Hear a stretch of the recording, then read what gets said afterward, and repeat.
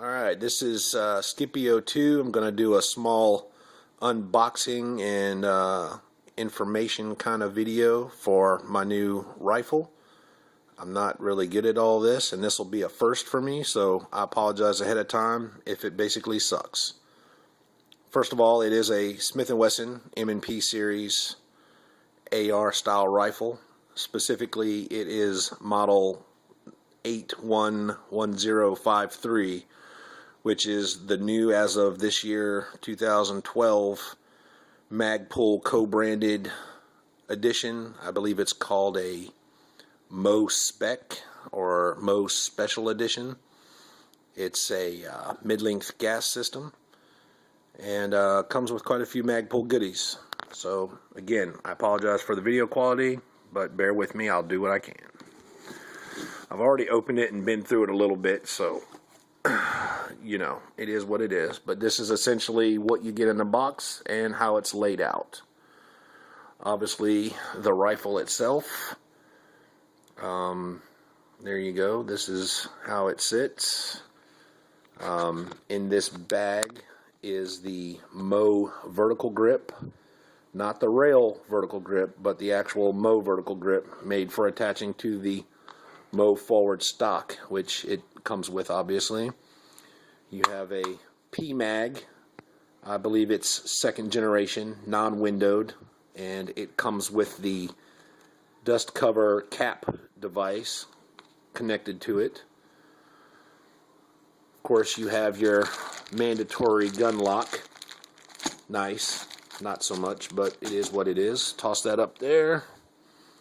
The P-mag, like I said, it's P-mag. It doesn't specify anything, but from looking at it, I'm guessing it is a second generation P-mag, and again, it does include the dust cover cap for when not being used.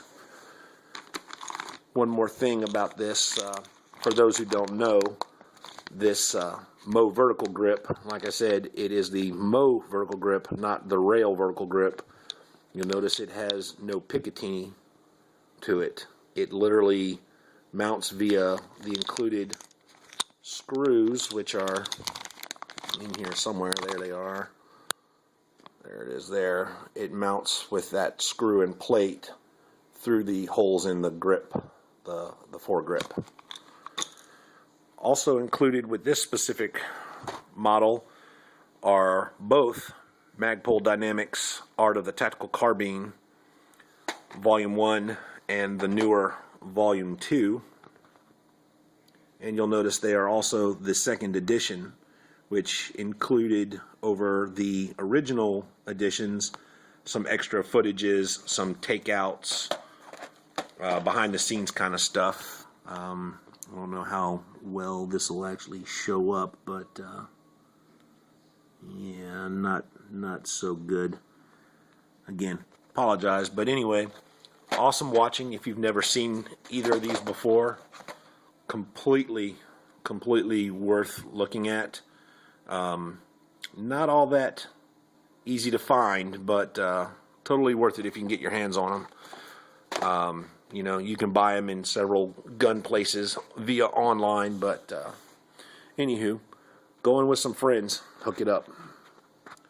Oh, also tucked away underneath the foam inside this box is the obligatory paperwork, registration card, instruction manual, NRA membership, quick explanation as to how to adjust your IMBA sight. That's in there. The packaging is pretty straightforward. It's a simply folded, perforated cardboard box with a thin layer of this egg crate material. You can see there, it's not terribly thick, but it did a sufficient job of protecting it during packaging and shipping and what have you. Again, this is the mid-length, the new, as of 2012 version, Magpul Spec rifle. They had a previous version for a year or two that was a little different. There are some nice features that make this one unique.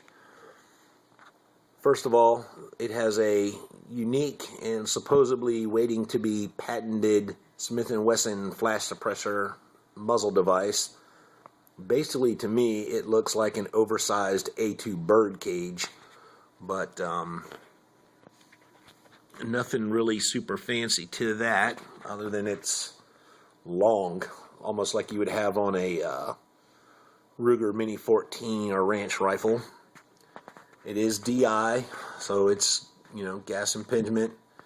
It's got the bayonet lug, for those of you who are into bayonets. It has the front swivel mount here for your sling. Of course, it has the mid-length MOE grip, delta ring, obviously, and then the imbus backup sight. Most everybody on the planet is familiar with those, and if you're not, I don't know what to tell you. It is what it is. It's backup sight. Dual peeps for, you know, long or short range. The MOE stock, not the CTR. It does not have the friction lock, so there is just the slightest amount of wiggle in it. A lot of people would probably pitch a bitch, but it's not that bad, you know. And let's face it, it's a Magpul stock. We all know that they're pretty much the best. Has the MOE grip, and it's advertised as having the standard 3-round plug plate in it. Give me a second while I get this off. Being new, it's real stiff, but anywho, there you go. The plate door is a standard flat plate door for the bottom of the pistol grip. It doesn't have the molded 3-round standard belly plate or whatever, but that's interchangeable with plug cartridges if, you know, you just have to have whatever. I don't honestly really care. But anyway, standard MOE grip. And of course, I mentioned the PMag.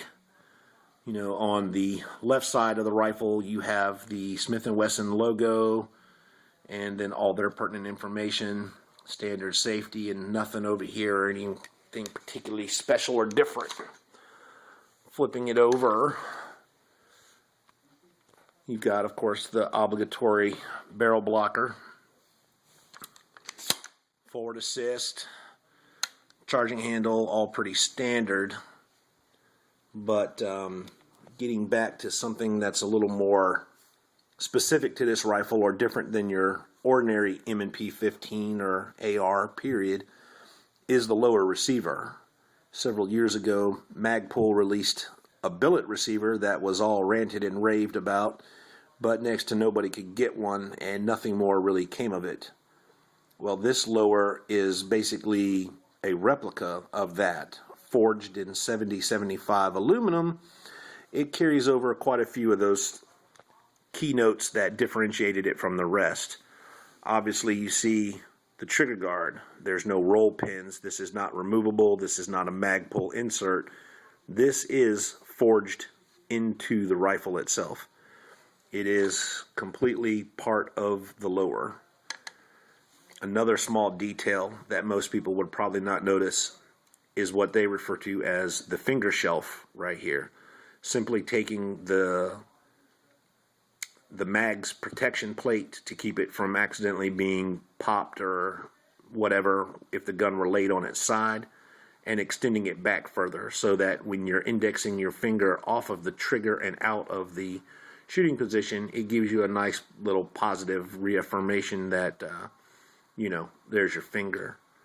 Anywho, let me zoom in on this. Magpul actually has their name etched into the side of the magwell. Magpul, magwell, whatever. Anyway, their name is etched into the side there because it is, like I said, the co-branded model.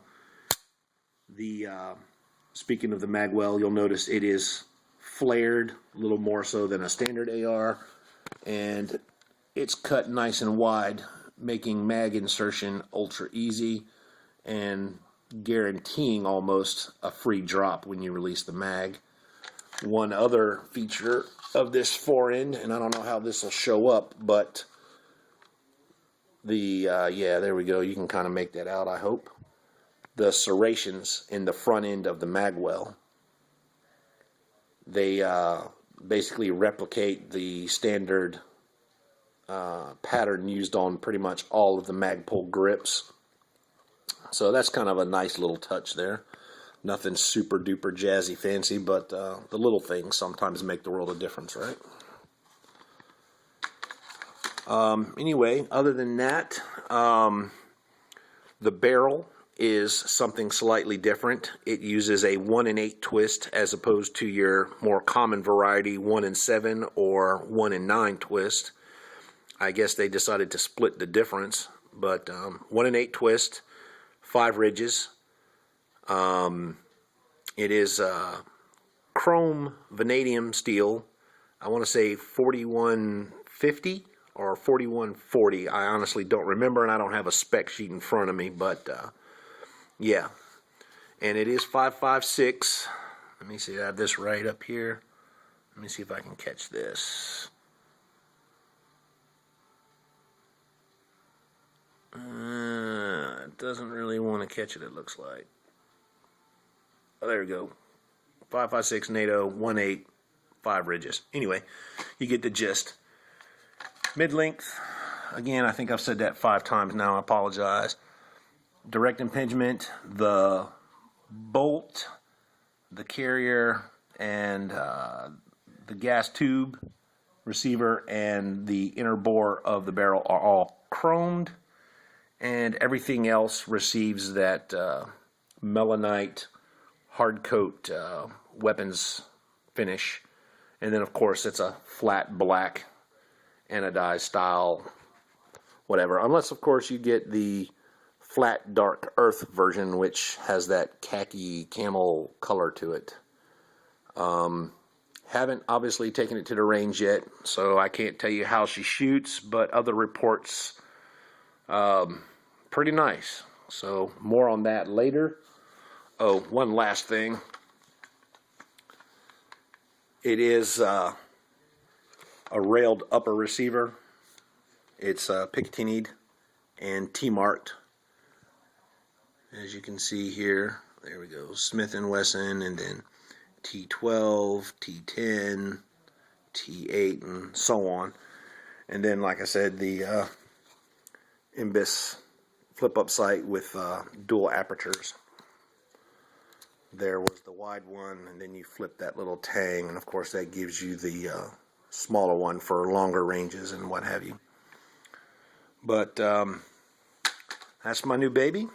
Looking forward to getting her out on the range this weekend, or possibly next at the latest. So I will probably make a video then and give a little update as to what I'm thinking about it.